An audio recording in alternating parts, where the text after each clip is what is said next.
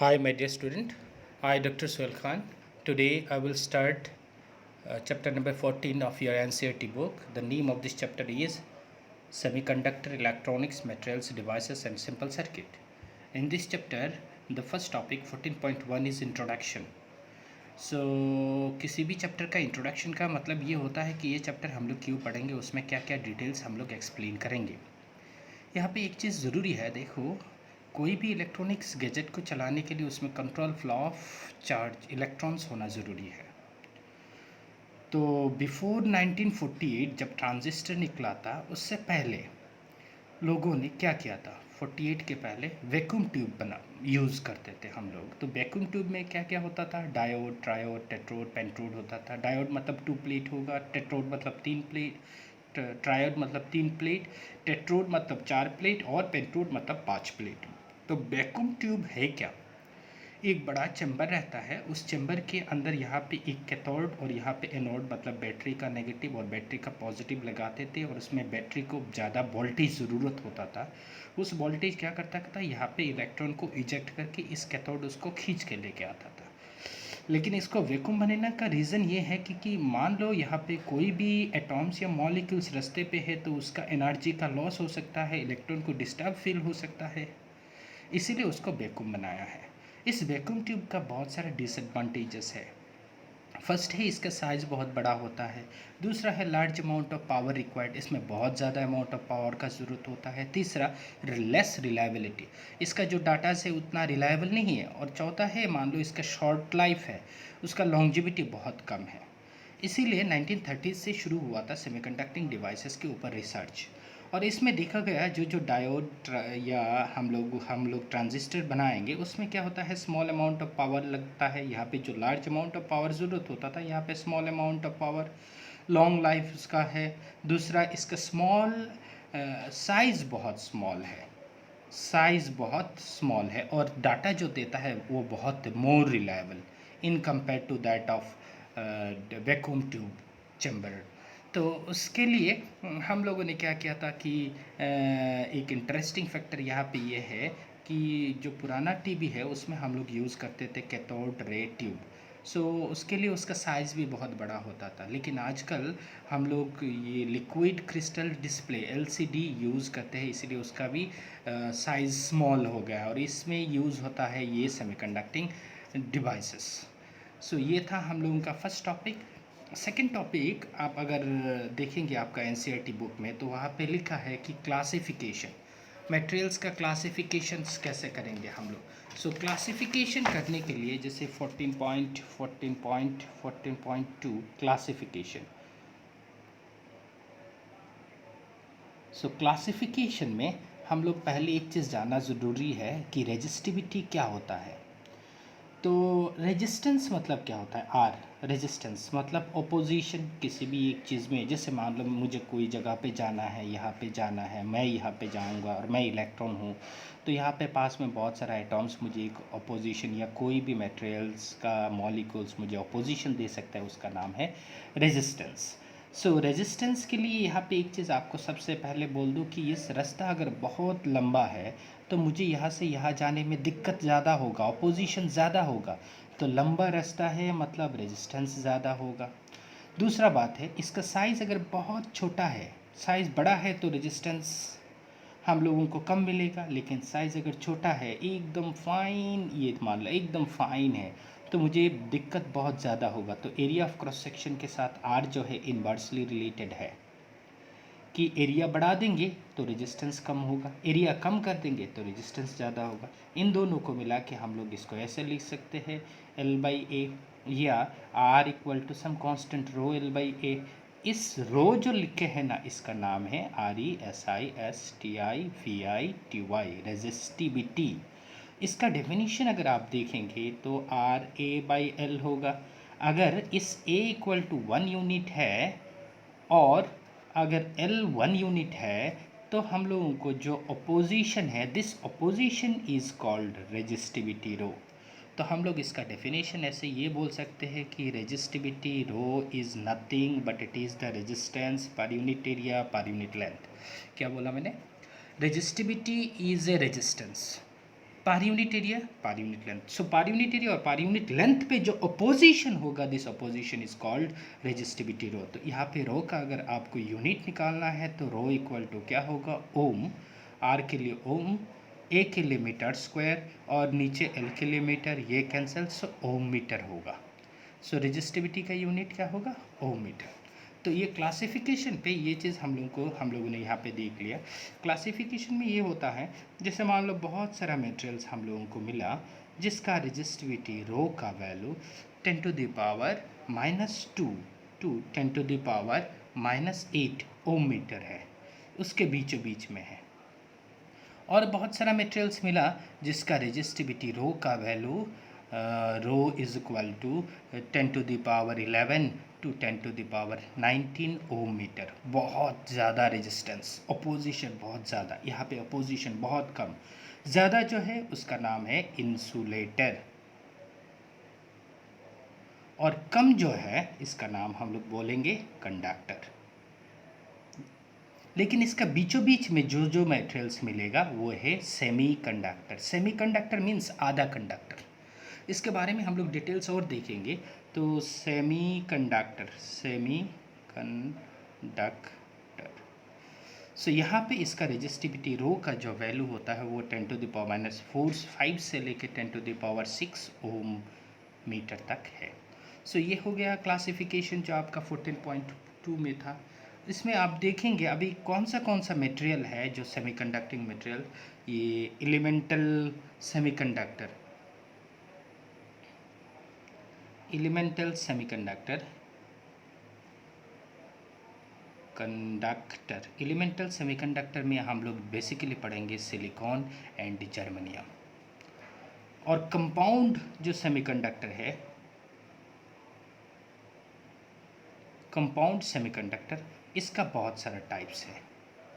इसका एक first type मान लो इनऑर्गेनिक,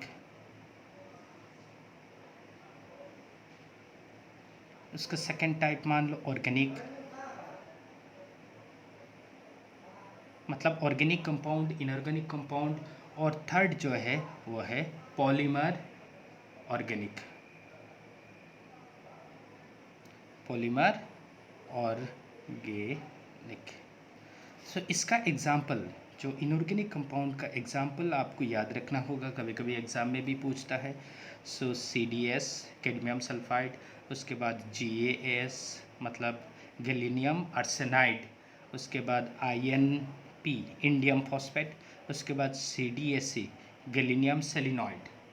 सो गैलिनियम sulphide, gallium arsenide, indium phosphate और कैडमियम सेलिनॉइड। सो यहाँ पे ये हो गया इनऑर्गेनिक का एग्जाम्पल। अभी ऑर्गेनिक का एग्जाम्पल आपको याद रखना होगा एंथ्रासिन, ANTRACENE, एंथ्रासिन, या डुप्ड,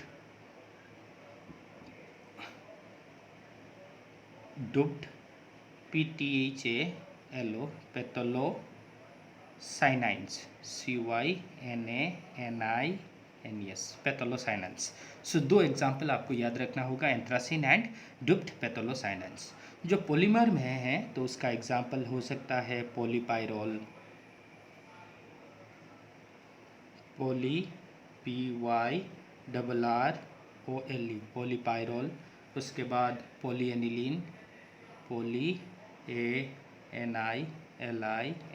पॉलीएनिलीन। उसके बाद और एग्जाम्पल है पोलीथायोपिन, POLY, पोली, THIO, थायो, PHENE, पोलीथायोपिन। ये सब एग्जाम्पल आपको याद रखना होगा।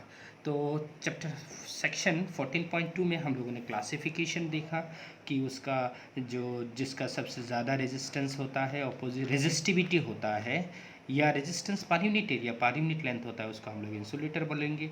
जो कम होता है कंडक्टर, और बीचों बीच में जो है वो सेमीकंडक्टर। एलिमेंटल कंपाउंड हम लोग सिलिकॉन एंड जर्मेनियम के बारे में पढ़ेंगे। कंपाउंड में इनऑर्गेनिक है CdS, cadmium sulphide, gallium arsenide, indium phosphate और कैडमियम सेलिनॉइड। ऑर्गेनिक में एंथ्रासिन, डुप्ड पैथोलोसाइनाइंस और पॉलीमर ऑर्गेनिक। पॉलीमर ऑर्गेनिक में हम लोग क्या क्या है, पॉलीपायरोल, पॉलीएनिलीन, पॉलीथायोपिन। सो ये आपका था चैप्टर नंबर 14 का 14.2। उसके बाद हम लोग एक पढ़ेंगे कि बेंड थ्योरी ऑफ सॉलिड। सो इसका डायग्राम मैंने पहले बनाया है, दोबारा उसको आप लोगों को दिखा देता हूँ। बेंड थ्योरी ऑफ सॉलिड में क्या होता है। Bend theory of solid,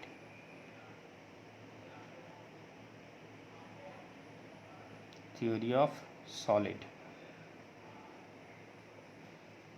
bend कैसे आया था, बेंड थ्योरी ऑफ सॉलिड है क्या। यहाँ पे मान लो हम लोग अगर इस डायग्राम में रिलेटिव एनर्जी वर्सेस एक डायग्राम बनाते हैं, एज्यूम स्पेसिंग,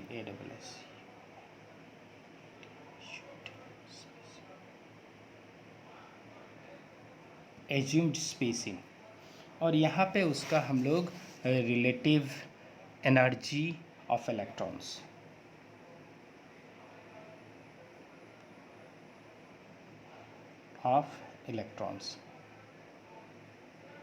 रिलेटिव एनर्जी, इस दो के बीच एक डायग्राम बनाएंगे। तो सबसे पहले मान लो इलेक्ट्रॉन बहुत दूर दूर है, मतलब एक एटॉम का इलेक्ट्रॉन मैं यहाँ अगर दिखाऊंगा, यहाँ पे अगर दिखाऊंगा, मान लो यहाँ पे एक आउटर मोस्ट ऑर्बिट है और यहाँ पे एक न्यूक्लियस एटॉम का आउटर मोस्ट ऑर्बिट है, एक दूसरे का बहुत दूर दूर है, तो इसका इलेक्ट्रॉन का और इस इलेक्ट्रॉन का एनर्जी अलग अलग है। लेकिन जब एक दूसरे का पास आएगा तो इसका एनर्जी को अफेक्ट करेगा। सो एनर्जी का डिस्ट्रीब्यूट होगा, एनर्जी किसी का इलेक्ट्रॉन का ज़्यादा होगा, किसी इलेक्ट्रॉन का कम होगा। जब एक दूसरे का बहुत दूर दूर है तो उसका ये ऑर्बिट और इस ऑर्बिटल जो एनर्जी है, इस एनर्जी को हम लोग यहाँ पे p ऑर्बिटल और s ऑर्बिटल का एनर्जी को हम लोग दिखाएंगे। तो अगर मैं सिलिकॉन का बात बोलूँ तो सिलिकॉन का 14 है उसका एटॉमिक नंबर, तो 284। तो उसका आउटर मोस्ट उसको 1s2 2s2 2s2 2p6 सो कितना हुआ अभी 10, और 3s 2 और 3p2। तो आउटर मोस्ट ऑर्बिट में कितना अवेलेबल है, s में 2 और p में 6, तो 8 चाहिए। 8 अवेलेबल स्टेट है जहाँ पे इलेक्ट्रॉन बैठ सकता है। बैठा कितना यहाँ पे 2 बैठा, 2 कहाँ बैठा, यहाँ पे 2 स्टेट है, तो एक के लिए 2 होगा। अगर n नंबर ऑफ एटम है तो कितना स्टेट होगा, twice N atom, so twice N state होगा। तो और उसमें इलेक्ट्रॉन कितना बैठा है, twice N electron. So chair था कितना, ट्वाइस एन। तो ट्वाइस एन कहाँ से आया, अगर अरे एन नंबर ऑफ एटम्स है ना, तो इसीलिए ट्वाइस एन स्टेट होगा और ट्वाइस एन इलेक्ट्रॉन। और यहाँ पे p में कितना स्टेट है, 6, 2p6 होता है ना, या 3p6 होता है ना, तो 6 है, तो 6n स्टेट होगा इलेक्ट्रॉन का। चेयर 610 है, लेकिन बैठा कितना, ट्वाइस एन इलेक्ट्रॉन बैठा। इस ऑर्बिट यहाँ पे एक स्टेट हम लोग बना लेते हैं, मान लो ये है हम लोगों का यहाँ पे इस एक रीजन ए। इस रीजन में हम लोग जब इलेक्ट्रॉन एक दूसरे का बहुत दूर दूर था, तब यहाँ पे उन लोगों का एनर्जी, इलेक्ट्रॉन्स का एनर्जी का स्टेट का कुछ चेंजेस नहीं होगा। लेकिन जब पास आएगा तब किसी इलेक्ट्रॉन्स का एनर्जी ज़्यादा होगा और किसी इलेक्ट्रॉन ज़्यादा होगा तो ये बैंड ऑफ एनर्जी ऐसे बढ़ जाएगा, और किसी का कम होगा तो ऐसे होगा। सिमिलरली इसका भी ऐसे होगा। ये मान लो यहाँ पे जाके इसका बढ़ गया है, और यहाँ पे इसका ये स्टेट बन गया। इस डायग्राम को हम लोग ऐसे ही याद रखेंगे। तो यहाँ पे क्या हुआ, बोले जब इलेक्ट्रॉन का एनर्जी, जब इलेक्ट्रॉन अलग अलग था, हर एक का एनर्जी लेवल अलग अलग था, अमाउंट ऑफ एनर्जी सबका अलग अलग था। जब एक दूसरे का पास आया तो एक दूसरे का थोड़ा करीब आया, तो उसका एनर्जी का रीडिस्ट्रीब्यूशन या स्प्लिटिंग ऑफ एनर्जी लेवल आप बोल सकते हो, होना शुरू हो गया। और स्प्लिटिंग ऑफ एनर्जी लेवल होके इस रीजन पे आप देख सकते हैं कि इस रीजन में इसका जितना 6n स्टेट था और इसमें twice n number of electron अभी भी है। कितना है? Twice n number of electron, मतलब उसका इलेक्ट्रॉन का स्टेट अभी भी ठीक है, लेकिन यहाँ पे भी ऐसे सेम है, ट्वाइस एन स्टेट और ट्वाइस एन इलेक्ट्रॉन बैठा है, ट्वाइस एन इलेक्ट्रॉन। इस रीजन पे हम लोगों ने देखा कि एक दूसरे के ऊपर मार्च होना शुरू हो गया। इस रीजन पे क्या हुआ? एक दूसरे के ऊपर मार्च हो गया। तो यहाँ पे इसको रैंडमली दोनों को एक साथ में लिख देंगे कि उसका 8n स्टेट है और उसमें कितना इलेक्ट्रॉन बैठा है? 4n electron. कैसे 4n हुआ? बोले इसका 2 और इसका 2, 2 2 मिला के 4, 4n। असल में ये यहाँ पे रुकता नहीं है, क्योंकि क्रिस्टल बनाना है तो एटॉम्स और एक दूसरे का करीब आता है। जब एक दूसरे का और करीब आएगा तो यहाँ पे इस लेवल ऐसे स्प्लिट हो जाएगा। तो यहाँ पे ये जो लेवल अभी बना है, इस लेवल में पूरा जितना इलेक्ट्रॉन है सभी इलेक्ट्रॉन इस लेवल पे अभी है, और इसको कंडक्ट करने के लिए, इसका कंडक्शन करने के लिए इसका ये लेवल तक एनर्जी ज़रूरी है। इस level of energy is required. So ये जो स्टेट हम लोगों को बना, जहाँ पे 4n स्टेट में 4n इलेक्ट्रॉन बैठा है टोटल। अच्छा, टोटल हम लोगों के पास कितना इलेक्ट्रॉन था? आउटर मोस्ट ऑर्बिट में 4 इलेक्ट्रॉन। टोटल स्टेट कितना था? 8 स्टेट था। जब एक दूसरे के बाद एकदम मर्ज हो गया तो यहाँ पे आ गया 4n स्टेट पे, 4n स्टेट पे, और 4 तो यहाँ पे बाकी कितना था? बोले 4n स्टेट अभी बाकी है। कितना चेयर खाली है? 4n स्टेट चेयर खाली है। और यहाँ पे इलेक्ट्रॉन कितना बैठा है? बोले 0 इलेक्ट्रॉन। यहाँ पे कोई इलेक्ट्रॉन नहीं बैठा है। तो ये है बैंड थ्योरी, और इसका ये जो रीजन हम लोगों को मिला है ये है बैलेंस पोजीशन पे। इसका नंबर ऑफ इलेक्ट्रॉन यहाँ पे, और इसको कंडक्ट करने के लिए इसका एनर्जी इतना होना ज़रूरी हो। इन दोनों के बीच जो गैप होता है इसको हम लोग बोलते हैं एनर्जी बैंड गैप, ईजी। क्या बोलते हैं? Energy band gap, easy. इस एनर्जी बैंड गैप ईजी बहुत, या फॉरबिडन एनर्जी गैप भी हम लोग इसको बोलते हैं। तो इसके बारे में मैं और थोड़ा डिटेल्स जब पढ़ेंगे तो हम लोग उसके बेसिस पे उसका डिफरेंस भी जानेंगे। क्योंकि कोई एक इलेक्ट्रॉन को कंडक्ट करने के लिए इसका जो गैप है वो जितना छोटा गैप होगा वो इजीली जंप कर सकता है और कंडक्ट कर सकता है। लेकिन अगर गैप बहुत बड़ा हो गया तो क्या होगा? इलेक्ट्रॉन जंप नहीं कर पाएगा। जंप करना मतलब ये होता है, असल में उसका एनर्जी मान लो 3 इलेक्ट्रॉन वोल्ट है, मान लो उसको कंडक्ट करने के लिए 5 इलेक्ट्रॉन वोल्ट चाहिए, तो ये गैप कितना हो गया? 2 इलेक्ट्रॉन वोल्ट। तो ये है बैंड गैप।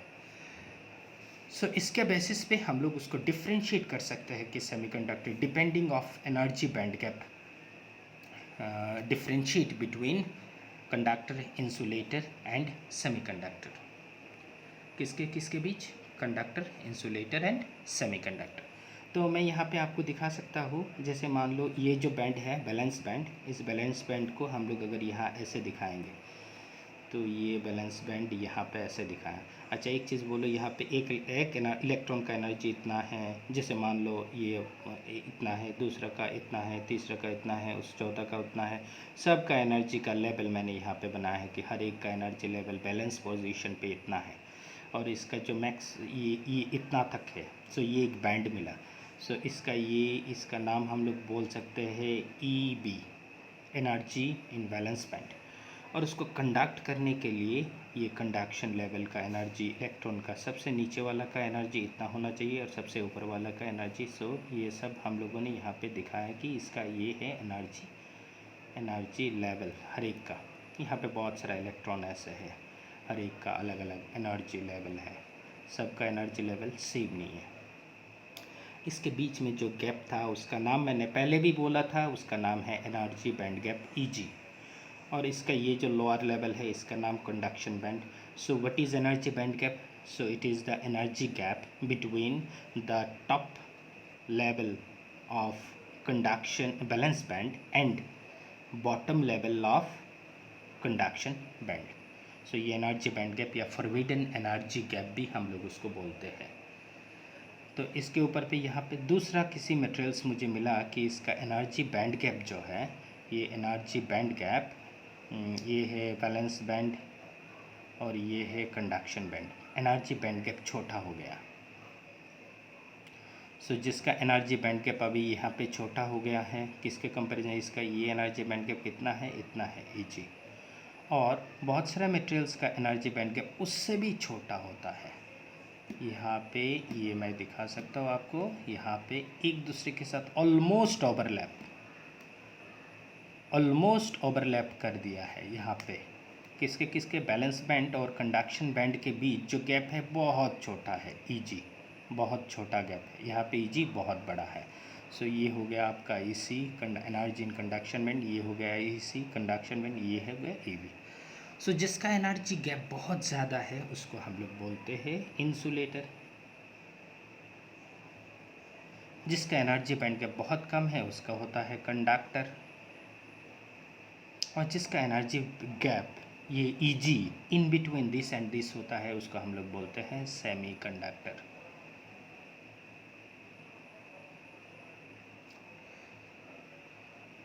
सो ये इम्पोर्टेंट टॉपिक था। यहाँ पे हम लोगों को बैंड के हिसाब से, बैंड कैसे होता है, जब इलेक्ट्रॉन एक दूसरे के बहुत दूर दूर रहता है तो इसका एनर्जी लेवल अलग अलग होता है। जब एक एटम दूसरे एटम के पास आएगा तो उसका इलेक्ट्रॉन का एनर्जी किसी का ज़्यादा होगा, किसी का कम होगा।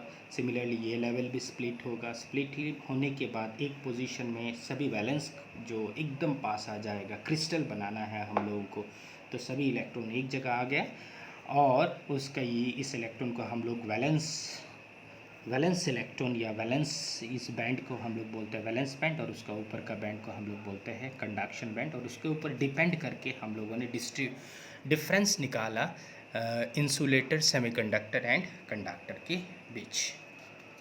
ये याद रखना होगा आप सबको। तो यहाँ पे और एक चीज़ मैं आपको दिखा सकता हूँ, यहाँ पे और एक चीज़ आपको मैं दिखा सकता हूँ कि सिलिकॉन, अभी पढ़ते हैं कि सिलिकॉन है क्या चीज़। तो सिलिकॉन उसका एटॉमिक नंबर कितना है 14, और जर्मनियम का एटॉमिक नंबर Ge का कितना है 32 एटॉमिक नंबर। तो उसको अगर हम लोग बैठाएंगे तो 1s2 2s2 2p6 3s2 3p2। तो आउटर मोस्ट ऑर्बिट पे 3 जो है, s में 2 है और इसमें कितना है 2 है, तो आउटर मोस्ट ऑर्बिट में सिलिकॉन के लिए कितना है 4। सो 4 इलेक्ट्रॉन। सो टेट्रावैलेंट इसको हम लोग बोल सकते हैं TETRA, टेट्रा VALENT, टेट्रावैलेंट। सो टेट्रावैलेंट मतलब जिसका आउटर मोस्ट ऑर्बिट पे 4 इलेक्ट्रॉन होता है। तो यहाँ पे अगर मैं सिलिकॉन बनाऊँगा तो ये सिलिकॉन है, इसका यहाँ पे एक इलेक्ट्रॉन, इसका यहाँ पे एक इलेक्ट्रॉन, इसका यहाँ पे एक इलेक्ट्रॉन, यहाँ पे एक इलेक्ट्रॉन। दूसरा सिलिकॉन यहाँ पे है, इसका यहाँ पे एक electron, electron outer most orbit का इलेक्ट्रॉन मैं दिखा रहा हूँ। तीसरा सिलिकॉन यहाँ पे ये ऐसे है, यहाँ पे एक इलेक्ट्रॉन, यहाँ पे एक इलेक्ट्रॉन, यहाँ पे एक इलेक्ट्रॉन, यहाँ पे एक सिलिकॉन का, यहाँ पे एक इलेक्ट्रॉन, यहाँ पे एक इलेक्ट्रॉन, यहाँ पे एक इलेक्ट्रॉन। हर एक का ऐसे मैं उस क्रिस्टल पे कैसे रहता है मैं ये दिखा रहा हूँ आपको। ये ऐसे है, ये सिलिकॉन का यहाँ पे एक एटॉम, यहाँ पे एक एटॉम, यहाँ इलेक्ट्रॉन। और इस सिलिकॉन का भी यहाँ पे 4 आउटर मोस्ट इलेक्ट्रॉन है। इस सिलिकॉन का भी यहाँ पे 4 आउटर मोस्ट इलेक्ट्रॉन है। इस सिलिकॉन का 4 आउटर मोस्ट इलेक्ट्रॉन है। ये आउटर मोस्ट इलेक्ट्रॉन शेयर करता है, इस इलेक्ट्रॉन के साथ एक बॉन्ड बनाता है जिसको हम लोग कोवेलेंट बॉन्ड बोलते हैं। यहाँ पे इसके साथ इसको एक बॉन्डिंग, इस इलेक्ट्रॉन के साथ इस इलेक्ट्रॉन का एक बॉन्डिंग, इस इलेक्ट्रॉन का इस इलेक्ट्रॉन के साथ एक बॉन्डिंग।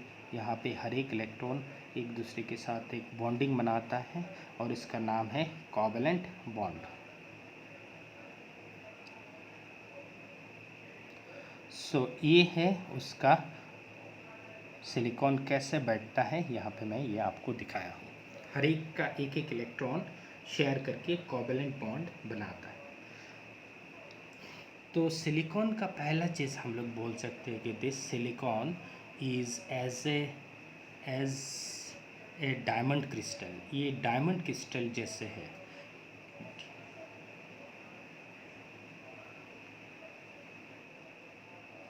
सो डायमंड क्रिस्टल में क्या होता है, ऐसे भी इलेक्ट्रॉन का शेयरिंग होते होके पूरा एटम बनता है, और इस शेयरिंग के पोजीशन पे ये कोई कंडक्ट नहीं करता।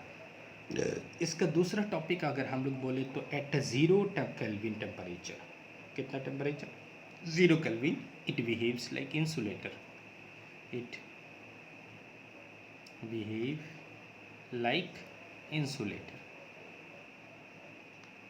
पहले भी मैं बोला था सेमीकंडक्टर मतलब आधा कंडक्टर होता है, उसका टेम्परेचर अगर 0 है तो वो इंसुलेटर का जैसे बिहेव करेगा, वो कोई कंडक्शन में पार्टिसिपेट नहीं करेगा।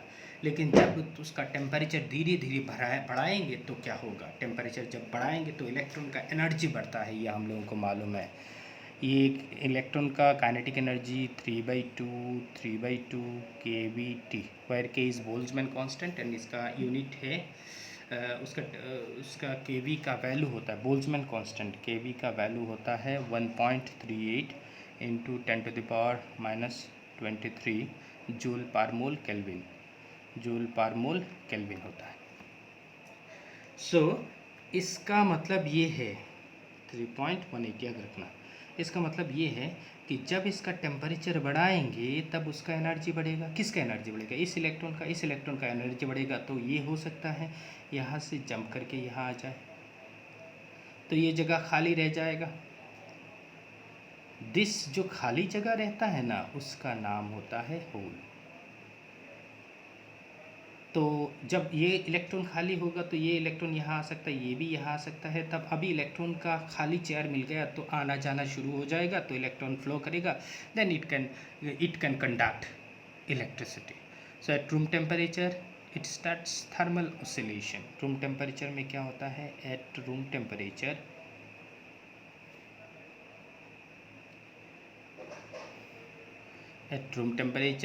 it starts thermal oscillation. It starts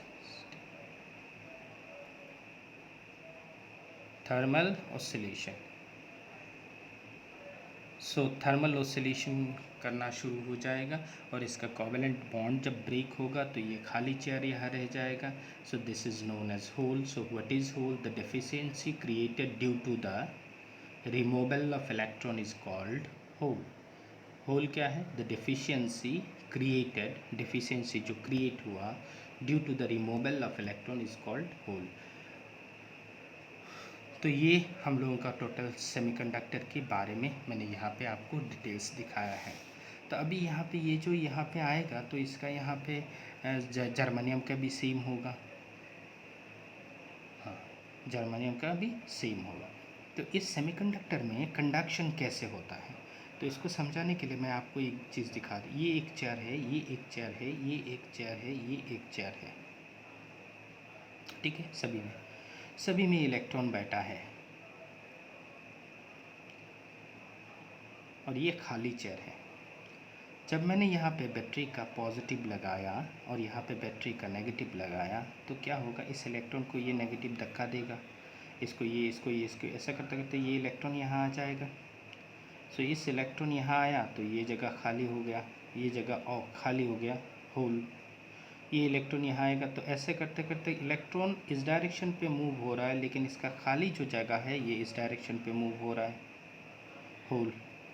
तो इसका कंडक्शन में दो चीज़ पार्टिसिपेट किया, एक है इलेक्ट्रॉन का फ्लो, दूसरा खाली चेयर का फ्लो, मतलब होल का फ्लो। होल जो है बेसिकली हम लोग इसको पॉजिटिव के जैसे सोच सकते हैं, लेकिन exactly it is not a positive charge particle. इसको खाली स्पेस ही समझो तो इजी होगा फ्यूचर में हम लोगों को समझाने के लिए। तो इलेक्ट्रिसिटी जो इलेक्ट्रॉन का कंडक्शन, सेमीकंडक्टर में जो कंडक्शन होता है इलेक्ट्रिसिटी का, दो चीज़ के लिए होता है, एक है फॉर इलेक्ट्रॉन, दूसरा होता है फॉर होल। ये हम लोगों को याद रखना होगा। ये इसका डेरिवेशन हम लोग बाद में देखेंगे कि इसमें कंडक्शन होता है इलेक्ट्रॉन एंड होल के बीच। सो ये था हम लोगों का फर्स्ट लेक्चर। इंशाल्लाह हम लोग ऐसे धीरे धीरे और पढ़ेंगे। अच्छा, यहाँ पे एक चीज़ मैं ठीक है, तो इसको एक बार रिवाइंड कर देता हूँ दोबारा शुरू से। Semiconductor, electronics, materials, devices and simple circuit introduction.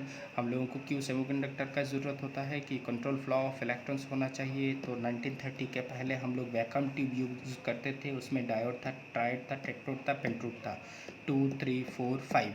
ये चैम्बर क्या है, ये खाली चैम्बर होता है, यहाँ पे नेगेटिव लगाते हैं और यहाँ पे पॉजिटिव लगाते हैं, तो ये कैथोड होता है, ये डायोड होता है, एनोड होता है, ये बेसिकली डायोड का है होता है। तो यहाँ पे ये वैक्यूम क्यों बनाया, क्योंकि यहाँ पे दूसरा कोई धक्का ना लगे, इसीलिए हम लोगों ने वैक्यूम बनाया, एनर्जी का लॉस ना हो। इसका डिसएडवांटेजेस की क्या क्या है, बिग साइज है, large amount of power required होता है और लेस रिलायबल, डाटा जो है वो ट्रू मतलब उसका एक्यूरेसी कम होता है। सो इसमें शॉर्ट लाइफ है। सो ये सब को सॉल्व करने के लिए 1930 से सेमीकंडक्टिंग डिवाइसेस के ऊपर काम करना शुरू हुआ और उसके बाद देखा गया उसका लॉन्ग लाइफ है, साइज़ स्मॉल है, रिलायबिलिटी ज़्यादा है और स्मॉल अमाउंट इवन लाइट और पावर से भी ये आपको उसका रेस्पॉन्स दे सकता है। अगर इस चैप्टर में कोई डाउट्स है तो आप मुझे इस नंबर पे व्हाट्सएप कर सकते हैं। और काइंडली मेरा जो स्टूडेंट्स है मैं सबको रिक्वेस्ट करता हूँ कि मैं तभी मानूंगा कि आपने ये वीडियो देखा या मैं दूसरा वीडियो दूँ जब आप मुझे इस व्हाट्सएप में उसका कमेंट देंगे कि सर मुझे ये टॉपिक समझ में नहीं आया, या सर थोड़ा इसको इलाबोरेटली पढ़ाइए और इसको ऐसे पढ़ाइए।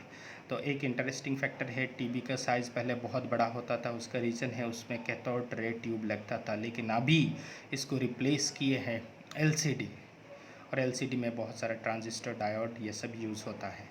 तो ये है हम लोगों का टीवी का एप्लीकेशन। दूसरा मैंने क्लासिफिकेशन में पढ़ाया था आप लोगों को कि रेजिस्टिविटी क्या होता है। रेजिस्टिविटी रो रेजिस्टेंस पर यूनिट एरिया पर यूनिट लेंथ पे जो अपोजिशन होता है उसका नाम है रेजिस्टिविटी और उसका यूनिट है ओम मीटर।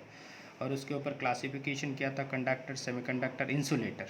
रेजिस्टिविटी 10⁻² होता है, 10⁻8 होता है। इसको हम लोग क्या बोलते हैं, रेजिस्टिविटी बहुत कम है, माइनस पे है, इसीलिए इसको कंडक्टर। ये प्लस में है इसीलिए इसको इंसुलेटर। बीचों बीच में जो है उसको सेमीकंडक्टर।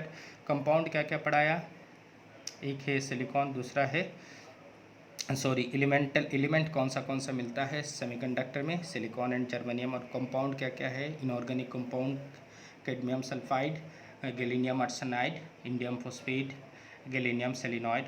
ऑर्गेनिक में क्या क्या है, एंथ्रासिन, डुप्ट, पैथोलोसाइनाइंस। और पॉलीमर ऑर्गेनिक में क्या क्या है, पॉलीपायरोल, पॉलीएनिलीन एंड पॉलीथायोपीन।